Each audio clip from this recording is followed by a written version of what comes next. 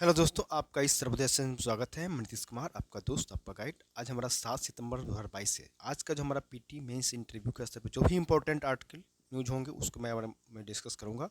जो भी अगर आप हमारे चैनल पर अगर नए हैं तो आप इसको शेयर और सब्सक्राइब जरूर करें। जो पुराने साथी हैं उनसे भी मैं ये कहूँगा कि आप लोग भी शेयर और सब्सक्राइब करते रहें, ताकि जो तैयारी कर रहे हैं उनको ये वहाँ तक पहुँचे, लाभ पहुँचे उनको। क्या दोस्तों, जो 67 बीपीएससी दे रहे हैं, ये तो बीपीएससी का जो एग्जाम डेट है वो 21 तारीख को निर्धारित हो चुका है। तो आप प्रिपरेशन में कब से लग जाए पूरा 100% जोर शोर तरीके से, क्योंकि अभी उम्मीद कम है कि ये डेट आगे बढ़ेगा। ठीक है, तो अब वीडियो को शुरू से लास्ट तक जरूर देखें। और हम लोग स्टार्ट करते हैं। जो टॉपिक हमारा है कि आबकारी घोटाले की जांच में ईडी की एंट्री। तो इस बारे में अगर बात करें तो दिल्ली की आबकारी नीति घोटाले में अब ईडी ने भी एंट्री कर लिया है। मतलब एजेंसी ने घोटालों की जांच के तहत मनी लॉन्ड्रिंग का केस दर्ज कर लिया है। इसके बाद इसने दिल्ली एनसीआर से लेकर मुंबई और हैदराबाद तक 38 स्थानों पर छापेमारी की है। इनमें कोई भी स्थान दिल्ली के उप मुख्यमंत्री दिल्ली के जो उप मुख्यमंत्री हैं मनीष सिसोदिया और एक अन्य आरोपित सन्नी मारवाह से संबंधित नहीं है। सीबीआई की तरह ईडी ने भी मनी लॉन्ड्रिंग के केस में सिसोदिया को मुख्य आरोपित बनाया है। अलग अलग एजेंसियां क्यों? सीबीआई भ्रष्टाचार निरोधक कानून के तहत पद का दुरुपयोग करते हुए दूसरों को लाभ पहुंचाने का जांच कर रही है। ईडी की जांच घोटाले में शामिल लोगों द्वारा की गई कमाई का पता लगाने और उन्हें जब्त करने के लिए है। सक्सेना ने की थी जांच की सिपाही, मतलब दिल्ली के उप राज्यपाल जो पीके सक्सेना जो थे, उन्हें भी हाल ही में दिल्ली की आबकारी नीति 21-22 के कार्यान्वयन कथित अनियमितताओं की सीबीआई जांच की सिफारिश की थी। इसके बाद यह योजना जांच के दायरे में भी आई थी और सक्सेना ने इस मामले में 11 आबकारी अधिकारियों को निलंबित भी किया था। आगे अगर हम बात करें आईटी एक्ट के बारे में, आपको जो याद होगा कि आईटी एक्ट को रद्द कर दिया जा चुका था। तो आईटी एक्ट की रद्द धारा 66A के तहत दर्ज मुकदमे वापस ले। तो रद्द की जा चुकी आईटी एक्ट की धारा जो 66A था उसके तहत अभी भी एफआईआर दर्ज किए जाने पर सुप्रीम कोर्ट ने गंभीर चिंता जताई है। मंगलवार को शीर्ष अदालत ने इस धारा के तहत मामले दर्ज करने वाले राज्यों के मुख्य सचिव से कहा है कि वे 3 हफ्तों के भीतर सभी मामले वापस ले लेंगे। इस मामले में 3 हफ्ते के बाद सुनवाई होगी। आखिर क्या किस आधार पर अदालत ने रद्द की थी धारा, इस बात को भी जानना जरूरी है। 66 को तो विचार और व्यक्ति की स्वतंत्रता को मौलिक करार देते हुए शीर्ष अदालत ने 24 मार्च 2015 को धारा 66 को रद्द कर दिया था। अदालत ने कहा था कि सूचना प्रौद्योगिकी अधिनियम आईटी एक्ट की धारा 66 लोगों के जानने के अधिकार को संधि तौर पर प्रभावित करती है। आगे बात करेंगे। आर्थिक आरक्षण पर सुप्रीम कोर्ट कल तय करेगा विचार के कानूनी प्रश्न। मतलब आर्थिक रूप से जो कमजोर वर्ग ईडब्ल्यूएस को नौकरियां और शिक्षण के संस्थानों में दाखिले में 10% आरक्षण देने के मामले में सुप्रीम कोर्ट की 5 न्यायाधीशों की संविधान पीठ गुरुवार को विचार करने के कानूनी प्रश्न तय करेगी। पीठ इस मामले में 13 सितंबर से नियमित सुनवाई करेगी। अदालत ने कम से कम 5 कार्य दिवस तक सुनवाई चलने के संकेत भी दिए हैं। इनमें ईडब्ल्यूएस के लिए आरक्षण के प्रावधान करने वाले 103वां संविधान संशोधन कानून की वैधता चुनौती दिया गया है। इसके लिए आरक्षण के आधार पर आर्थिक होने और आरक्षण की 50% सीमा का उल्लंघन करने का आधार बनाया गया है। याचिका ने प्रधान न्यायाधीश U Lalit, justice Dinesh Maheshwari, justice S Ravindra Bhat, justice Bela S M Trivedi और जस्टिस जेबी पार्डीवाला को 5 सदस्यीय संविधान पीठ सुनवाई कर रही है। आगे बात करेंगे। रियर सीट बेल्ट अलार्म होगा अनिवार्य। गडकरी जो मंत्रालय हैं उन्होंने कहा है कि दिल्ली सड़क दुर्घटना में टाटा सन्स के पूर्व चेयरमैन साइरस मिस्त्री की मौत ने कार की पिछली सीट पर बेल्ट की अनिवार्यता को चर्चा में ला दिया है। केंद्रीय सड़क परिवहन मंत्री नितिन गडकरी ने मंगलवार को कहा कि कार कंपनियों के लिए पिछली सीट पर बेल्ट नहीं लगाने की स्थिति में अभी अलार्म अनिवार्य करने की तैयारी कर रही है। अभी आगे की सीट बेल्ट के लिए अलार्म अनिवार्य है। उन्होंने यह भी कहा कि लोगों की मानसिकता में बदलाव की जरूरत है। उन्होंने ये भी कहा कि लोगों की मानसिकता में बदलाव की जरूरत है। मतलब क्या? तब केंद्रीय मंत्री नितिन गडकरी ने रियर सेट बेल्ट के मामले में लोगों की मानसिकता बदलने की जरूरत पर भी बल दिया। उन्होंने एक पुराना किस्सा याद दिलाते हुए कहा कि आम जन को छोड़िए, माननीय भी इस मामले में लापरवाह होते हैं। मैंने 4 मुख्यमंत्रियों के साथ उनकी कार में सफ़र किया है। सीट बेल्ट को तो लेकर बहुत कम ही लोग जागरूक होते हैं। एक बार मैं अगली सीट पर था, मैंने देखा कि वहाँ एक क्लिप लगी हुई है जिस कारण से सीट बेल्ट अलार्म नहीं बजा।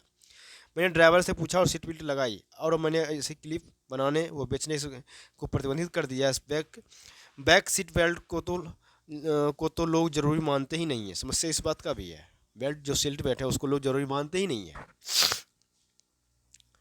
नेक्स्ट टॉपिक की बात करें। देश को मिली नाक के जरिए दी जाने वाली पहली कोरोना रोधी वैक्सीन। मतलब कोरोना महामारी के विरुद्ध लड़ाई में देश को एक और महत्वपूर्ण हथियार मिला है। देश के दवा नियंत्रक डीसीजीआई ने 18 साल से अधिक उम्र के लोगों के लिए नाक के जरिए दी जाने वाली पहली कोरोना रोधी वैक्सीन इनकोवैक्सी को मंजूरी दे दिया गया है। आपात इस्तेमाल की मंजूरी पाने वाली यह दुनिया की पहली कोरोना रोधी नेजल वैक्सीन है। हैदराबाद स्थित भारत बायोटेक को इस नेजल वैक्सीन को एक विशिष्ट स्प्रे के जरिए दिया जाता है।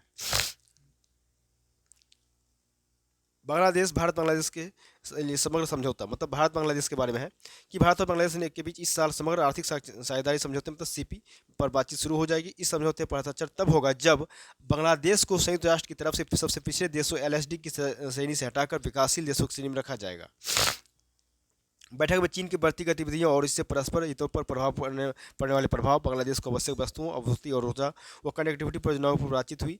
दोनों नेताओं के समक्ष 7 समझौतों पर हस्ताक्षर किए गए और ऊर्जा व कनेक्टिविटी की 5 परियोजनाओं का उद्घाटन किया गया।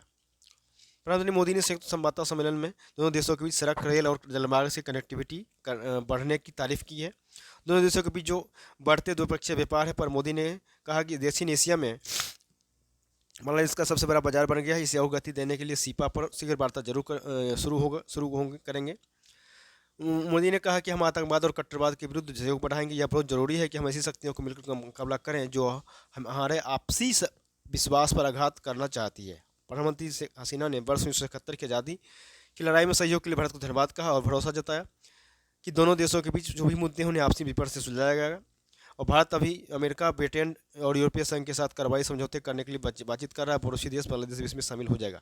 आगे जो पेज में हमारा है, मोगला पोर्ट से पूर्वोत्तर को जोड़ना है परियोजनाओं का मकसद। इस पेज को नेक्स्ट पेज पर हम इसको पढ़ेंगे, इस टॉपिक को।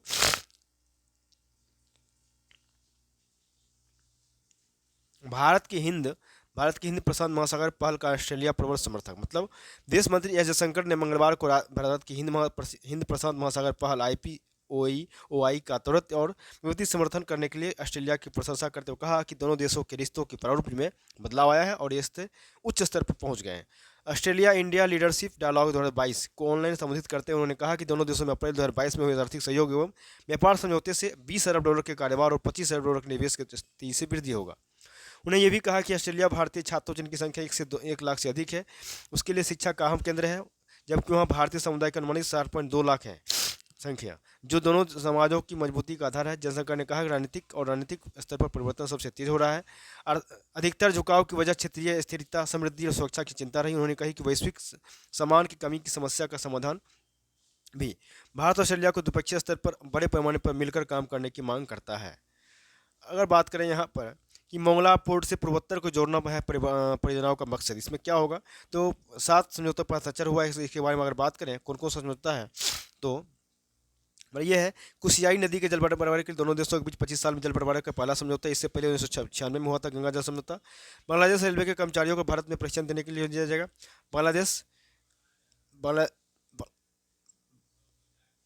बांग्लादेश रेलवे के साथ सूचना प्रौद्योगिकी क्षेत्र में सहयोग के लिए बांग्लादेश न्यायिक अधिकारियों के लिए भारत में प्रशिक्षण और क्षमता नियमित निर्माण, वैज्ञानिक एवं प्रौद्योगिकी क्षेत्र में सहयोग के लिए, अंतरिक्ष में क्षेत्र के लिए सहयोग के लिए, प्रसारण के क्षेत्र में सहयोग के लिए प्रसार और भारत और बांग्लादेश टेलीविजन के भी समझौता। अगला हमारा है कई परियोजनाओं का उद्घाटन मंगला पोर्ट से जुड़ेंगे पूर्वोत्तर राज्य, मतलब 1320 मेगावाट क्षमता की मैत्री पावर परियोजना $2 अरब के इस ताप बिजली संयंत्र को बनाने में भारत ने $1.6 अरब की आर्थिक मदद किया है।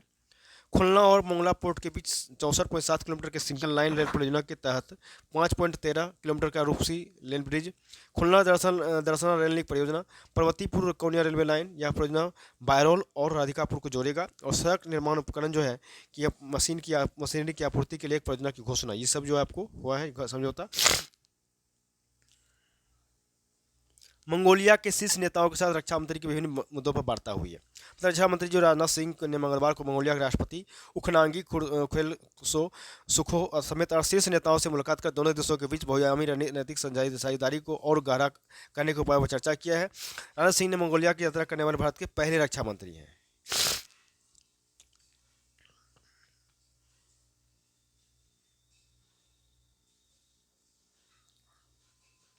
अगला हमारा है एक अलार्म से भी बच सकती है जिंदगियां, मतलब सतर्क कर सकती है बीप की आवाज़।